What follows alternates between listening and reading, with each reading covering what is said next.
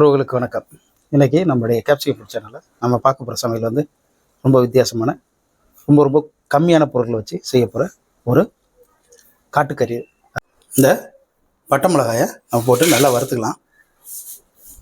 நல்லா கலர் மாறிட்டு இந்த நேரத்தில் நம்ம எண்ணெயை ஊற்றிக்கலாம்.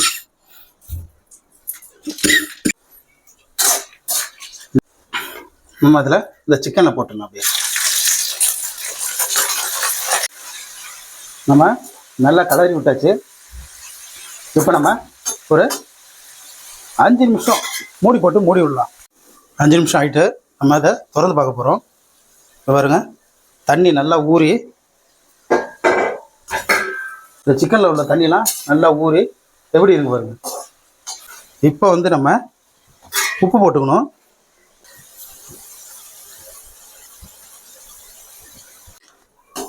பாருங்க, அருமையான கலருக்கு வந்துடுச்சு. சிக்கனும் நல்லா வந்துடுச்சு. நம்ம இதை இறக்கி இப்போ டேஸ்ட் பார்க்கலாம்.